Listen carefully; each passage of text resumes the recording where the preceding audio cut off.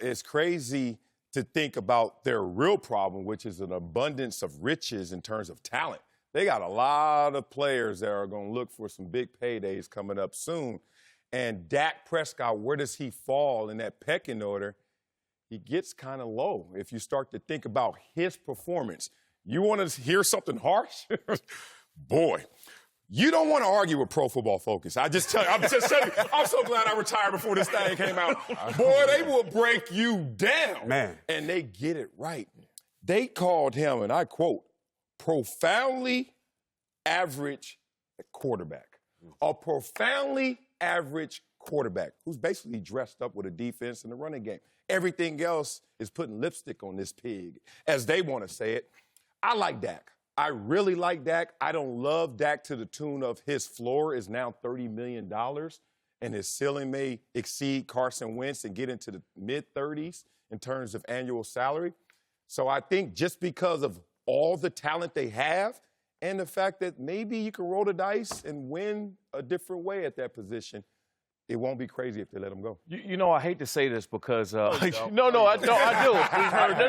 do because I love to see guys get paid. I'm an advocate. I'm always about, hey, when you've been playing well and you earned it, I want you to hit them. Hit them while you can because they will hit you when they can. Mm-hmm. In this case, if the Dallas Cowboys give Dak Prescott $30 million a year, it would be the worst mistake in the history of the franchise that they've ever made. No. You know I played there. No. They signed me. That was pretty bad. You was the third. Yeah, I was like one more. You was number 3. It was one more after that. No, but if they do this, the reason why if they give him this type of money, it's going to take 3 to 5 years to recover from it because now you're going to have to start trading defensive players away, trading O-linemen away, other guys that should deserve to get paid. They won't get paid. And check this out. 48 regular season games, he's only thrown for 300 yards 5 times. Ever. In 48 regular season games. To me, that don't sound like a $30 million quarterback.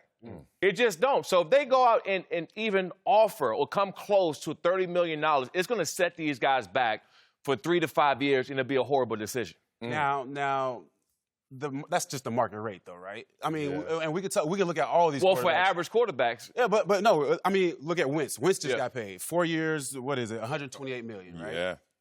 He hasn't done. I mean, okay, his game. You know, they've won games and different things like that. But as far as for what you see, what Dak has done, as far as for a team, I mean, I'll read a couple of stats for you in comparison to Wentz. Dak has 32-16. Wentz is 23-17. But Dak has won 2 divisional titles. He's the second most winning player since he's gotten into the NFL. But not only that, though, I think the big thing is with the Cowboys in particular. They paid Romo after going 12-5 and winning 0 playoff games. Dak has done way more than Romo, and they've paid him. I just think as far as for a quarterback, that's just the going rate. That just is what it is. It's unfortunate that's what it is, but they just have to pay him because that's just going rate. To Marcellus' point, Tony Romo didn't have what Dak Prescott has. He didn't have Ezekiel Elliott. He didn't have that offensive line. They didn't have that type of defense. The team is built around Dak Prescott. You give Tony Romo that same team with that O-line, that running back, that defense, and they're a Super Bowl contender. Period. Yeah. So I can't really compare these two guys, and I think it'd just be a horrible mistake. Here's my take, and I'll let y'all answer if I'm right or wrong.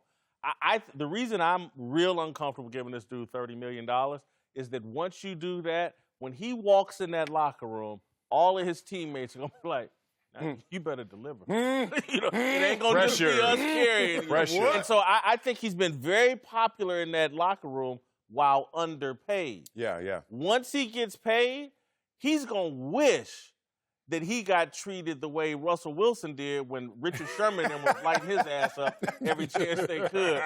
Them Cowboys players, when you run around making $30 million a year, that envy sets off, and then it's like, man, you better deliver like a $30 million guy. If he's making 25, it's no different. You know what I'm saying? I just think we just have to understand that that's just the going rate for these quarterbacks at the moment. Does he deserve it? I think he does, just from that standpoint.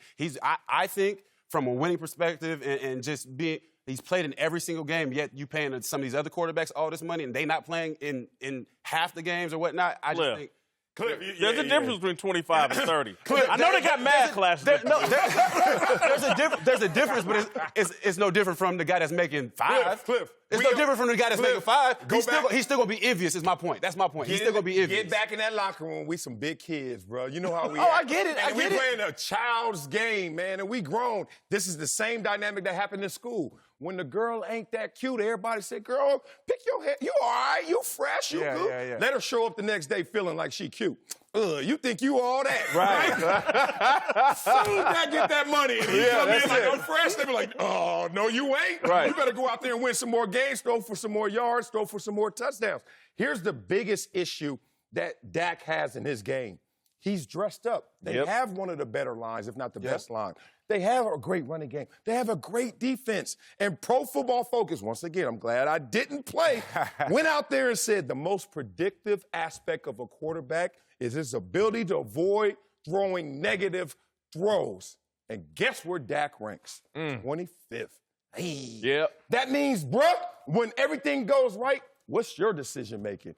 It's not that good. It's below average. So what's the biggest stat? What's the biggest stat, though? What's the biggest stat from this standpoint? Okay, his numbers might not necessarily be Peyton Manning or Tom Brady, but he's winning. They're winning games. And at the end of the day, for quarterbacks, they always get the credit for winning games. I don't care how you slice and dice it. They're winning games. Trent Dilfer got the credit. The defense got the credit. That year. Yeah. But I'm talking about for 3 seasons now. We ain't talking about just 1 or 2 games. Hey, are you helping us go forward, or are we pulling you in that direction of going forward? That's the conversation about Dak. Is he helping accelerate this team, or is this team pulling him along for the ride? And that's a $30 million question. I agree. I'm going to agree with you this. If I was Dak, I wouldn't even want $30 million. I wouldn't want. Stop. No, I'm telling you. No, listen. It's okay. It's okay if you're a defensive player or whatever. You can't be exposed every play if you get that type of money. You might get beat on the pass coverage. You might not have double-digit sacks. You can kind of get hidden. You can get away with it. Being a quarterback making $30 million a year. Every single play, every single game, it's on you. And if you don't live up to it, you're going to get questioned every single time. And you're going to do that anyways, though. No, but your questions, if he's making 15 a year, your question is going to be different if you're getting paid 30. Listen, I think there's a huge if he takes 25 and every time a broadcaster covers the game and has said, Dak took a little less than his market value, as opposed to when he throws an interception in a clutch spot, I can hear Troy Aikman now. Boy, they paid this guy $30 million to make that throw, and he didn't. Exactly. So it's going to be part of the narrative. And I know what we're going to do on this show when we start $30 million. I still think 25 too high. How about this? Whoa. We fast forward to next year broadcast, and Troy Aikman says, yeah, Byron Jones, who left in free agency. Jalen Smith, who left in free agency. Right. But they got Dak, and then he throws that interception again.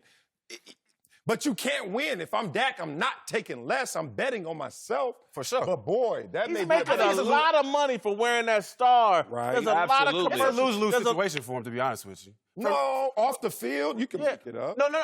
But you can still make that money off the field still at 30 or 25. I'm trying to say what I'm saying is You should be an agent. No, be about that. I'm pro players getting their money now. It's just I think with Dak's situation, it is what it is. That's the market. But also for him, he's in with the Cowboys, so of course there's more pressure. I just think for him, he just has to go out there and ball out regardless. But take your money, man. I don't care what nobody says. It's gonna be pressure. Take your money. All right, stick around. Thanks for watching. Subscribe here to get the latest from the show. And be sure to check out more of the best clips from Speak For Yourself, or go watch a few segments from our other shows on FS1.